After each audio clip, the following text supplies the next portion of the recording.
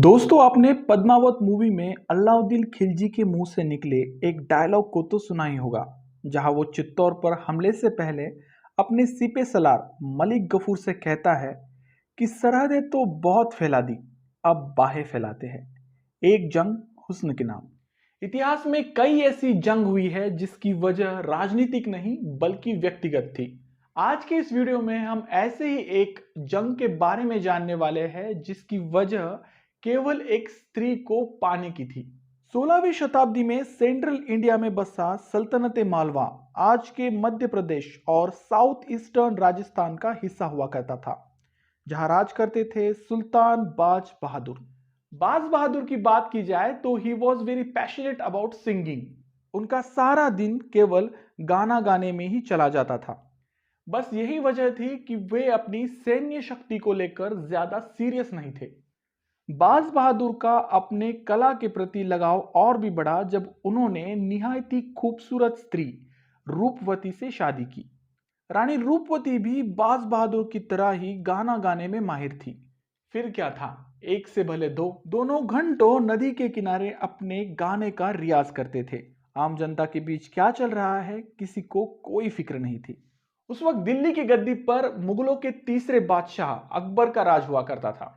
अपने शुरुआती दौर से ही उसे मालवा को अपनी रियासत का हिस्सा बनाना था, जिसकी वजह थी मालवा की समुद्र को छू रही सरहद। मालवा पर कब्जा पाने से अकबर को सी रूट एसेस मिल सकता था, जिससे ही कैन ट्रेड इंटरनेशनली, जो उसे माला माल करता। मगर अकबर इसके बारे में इतना भी सीरियस नहीं था, क्योंकि कंपैरेटिवली अगर बात की जाए तो गुजरात का जो सी एस एस एरिया आता है उसके हिसाब से मालवा का जो हिस्सा था वो बहुत ही कम था। तो ऐसे में मालवा से पहले गुजरात को जीतना ही अकबर के लिए फायदेमंद हो सकता था। मगर रानी रूपवती के प्यार में पागल अकबर का फोस्टर ब्रदर उसे गुजरात से पहले मालवा पर हमला करने की हिदायत देता है। तो अकबर को भी कोई प्रॉब्लम नहीं था इससे। तो वो क्या करता है, अकबर क्या करता है, आजम खान को बोलता है कि चलो तुम जाओ आगे और जाके मालवा के इस क्षेत्र को जीत लाओ। तो यहाँ पे अकबर का जो मंसूबा था वो पूरी तरह से पॉलिटिकल था, मगर जो उसका भाई था, फोस्टर ब्रदर जिसे कहते हैं हम, उसका जो आजम खान, उसका जो नजरिया था ये पूरी तरह से पर्सनल था। उसे रूपवती को हासिल करना था, साथ ही साथ मालवा को भी कब्जे में लेना था। यहाँ एक बात आपके मन में बार बार आ रही होगी कि यार ये फोस्टर ब्रदर का क्या मतलब होता है। तो दोस्तों, फोस्टर ब्रदर का हिंदी में अनुवाद है दूध भाई। आजम खान जो था अकबर का दूध भाई था, फोस्टर ब्रदर। हम ये सभी जानते हैं महामंगा जो थी अकबर की जो गार्डियन, वो अकबर से इतनी अटैच थी कि वो उन्हें अपना दूध तक पिलाया करती थी बचपन में। और ये जो आजम खान थे वो महामंगा के सगे बेटे थे। तो इस नजरिए से देखा जाए तो Azam Khan and Akbar became the foster brother. अब आदम खान की बात की जाए तो he was very angry man. बहुत गुस्सेल किस्म का सरदार हुआ करता था अकबर के रीजन में, जो कि ये फोस्टर ब्रदर होने का बहुत फायदा उठाया करता था अकबर का, कि किसी भी रीजन में चले जाना, वहां की लूटपाट करना, बिना अकबर की इजाजत किसी भी जगह घुसना, ये वो काम छोटे मोटे कर रहा था। अकबर खुद इससे बहुत परेशान था, लेकिन क्या करे, महामंगा जो थी उसकी गार्डियन थी और बचपन से उन्होंने अकबर को बहुत अच्छे से पाला था। तो इस वजह से वो ज्यादा उसकी तरफ ध्यान नहीं देता था। चलो ठीक है, कर रहा है छोटे मोटे काम तो करने दो, नजरअंदाज बहुत चीजें अकबर उसकी कर रहा था। और वैसे भी अकबर का ये स्टार्टिंग पीरियड था, वो एक्सपांशन पॉलिसीज को ज्यादा देख रहा था, तो उसे इससे कोई फर्क भी नहीं पड़ रहा था। मगर मालवा के कैंपेन में आजम खान को भेजना अकबर के लिए बहुत ही गलत डिसीजन साबित हुआ। ये कैसे, ये आगे मैं बताने वाला हूं आपको। अब आजम खान पर पहले से ही अकबर को ज्यादा यकीन नहीं था, तो अकबर उसे अकेले नहीं भेजता है। पीर मोहम्मद जो अंकल थे अकबर के, उनको भी साथ में भेजता है कि यार आप इनको लेके जाओ और दोनों मिलके ये कैंपेन करना और मालवा को पूरी तरह से कब्जे में ले लेना। तो इन 1561 सारंगपुर के नजदीक जो मांडू का जो किला है, मालवा का जो कैपिटल सिटी हुआ करती थी, वहां पे जो एक सारंगपुर का जो क्षेत्र है, वहां पर एक बहुत बड़ी बैटल लड़ी जाती है। हालांकि ये वन साइड विक्ट्री थी मुगलों के लिए, जो कि जबकि मैंने पहले ही बताया आपको कि बाज बहादुर जो थे वहां के सुल्तान, तो he was not very passionate about military campaigns. वो पैशनेट था अपने गाना बजाने के लिए, बस सिंगिंग में, इसलिए तो वो ज्यादा ध्यान नहीं देता था अपनी मिलिट्री एरियाज को बढ़ाने के लिए और मिलिट्री पावर्स को बढ़ाने के लिए।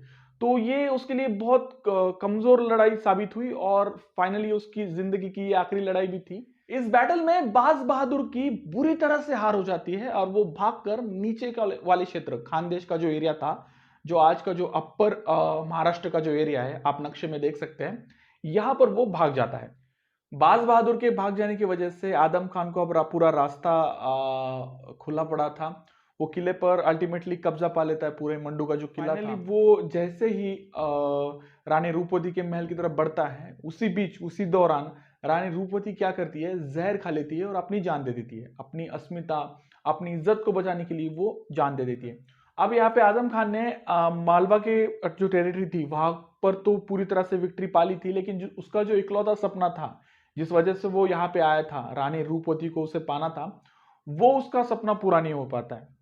तो इसी चिढ़ की वजह से ये बहुत बड़ी उसके दिमाग में वो बैठ गया था कि यार ये क्या हो गया, मैं जिस वजह से इतनी दूर दिल्ली से आया हूँ, उसकी वजह से मैंने कितना अकबर को कितना समझाया है कि यार आपको गुजरात की बजाय मालवा पर हमला करना चाहिए।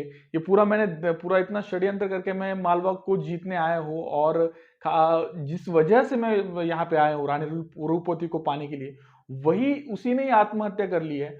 तो इससे वो पूरी तरह से बौखला जाता है और वो पूरी तरह से यहाँ पे मैसेकर्स करने लगता है। मतलब क्या, जो दिखे उसे कत्लेआम करना शुरू कर देता है, बच्चों को, औरतों को मारना शुरू कर देता है, पूरी तरह से पूरा जला देता है उस किले को, पूरी तरह से तहस नहस। मतलब क्या है, गुस्सा, जो चिढ़ा हुआ जो इंसान बोलते हैं ना आप उसे, उस पूरी तरह से वो तबाही मचाने लगता है।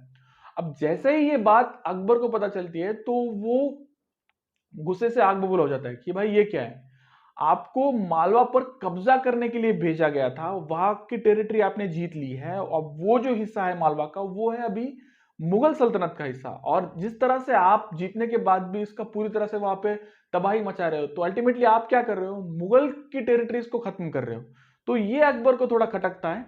और जब अकबर वहां पहुंचता है तो उसे पूरी रियलिटी समझ आती है कि ये किस वजह से आजम खान ने ये पूरे यहाँ मालवा का कैंपेन रचा था और क्या इसके पीछे का षड्यंत्र था। तो अकबर क्या करता है, अल्टीमेटली अभी बहुत हो गया, ये बहुत ही मनमानी कर रहा है ऐसा सोचता है आजम खान, तो उसे तुरंत टर्मिनेट कर देता है अपने उसके सरदार पद से कि यार अभी तुम, you are no more on the position of the governor, ऐसा बोलकर उसे तुरंत टर्मिनेशन लेटर थमा देता है साइन करके, चलो भाग जाओ यहाँ से अभी। अब ऐसे में जो उनको जो साथ भेजा था बाज बहादुर के साथ, पीर मोहम्मद खान को, उनको अकबर क्या कहता है कि आप क्या करो, खानदेश चले जाओ नीचे और बाज बहादुर को चेस करो कि वो कहां पे पहुंचा है, आगे चलकर वो रिबेल ना करे वापस यहाँ पे आने के लिए, तो उसको पकड़ के मेरे सामने लेके आओ। तो पीर मोहम्मद खान चले जाते हैं खानदेश की तरफ उसे पकड़ने के लिए। मगर अभी ये क्या होता है, जो खानदेश का जो एरिया आता है और उसके साइड में जो बरार का जो सल्तनत है, खानदेश सल्तनत और बरार सल्तनत, ये दोनों सल्तनत नीचे हुआ करती थी मालवा के एकदम निकटतम, और ये दोनों सल्तनत दोस्त थी मालवा की। और ये इन दोनों के जो सुल्तान थे, ये दोनों मिलकर ये डिसीजन लेते हैं कि हम क्या करेंगे, बाज बहादुर की रक्षा करेंगे आने वाले समय में। तो 1562 में पीर मोहम्मद की सेना के साथ ये तीनों मिलकर लड़ते हैं, बाज बहादुर और जो बरार की जो सल्तनत है वहां के सुल्तान, और खानदेश के जो सुल्तान है वो तीनों मिलकर लड़ते हैं। और इस बैटल में पीर मोहम्मद हार जाते हैं और अनफॉर्चुनेटली उनकी इस बैटल में डेथ भी हो जाती है। अब पीर मोहम्मद को हराने के बाद थोड़े समय के लिए ही सही, मतलब 1562 के कुछ 5-6 महीने के लिए ही सही, मालवा पर फिर से बाज बहादुर का पूरा आधिपत्य हो जाता है। तो अकबर अभी क्या करता है, अपने सबसे निकटतम जो गवर्नर होता है उसके, अब्दुल्ला खान उज्बेक, उसे भेजता है मालवा को फिर से रिकैप्चर करने के लिए। और यहाँ पर एक छोटी सी और एक बैटल होती है और अब इसमें पूरी तरह से हार गया है बाज बहादुर और वो चला जाता है, भाग जाता है यहाँ से। और मालवा जो का जो क्षेत्र है वो कुछ समय के लिए, कुछ महीनों के लिए मुगलों के हाथ से चला गया था due to the loss of Pir Mohammad, फिर से मुगल टेरिटरी में आ जाता है। अब यहाँ पे जो बाज बहादुर है उसका आगे क्या होता है मैं आपको बताता हूँ। वो वहाँ आसपास के जो भी पहाड़ी इलाके थे वहां पे गुरिल्ला वॉरफेयर्स के थोड़े दिन लड़ता है।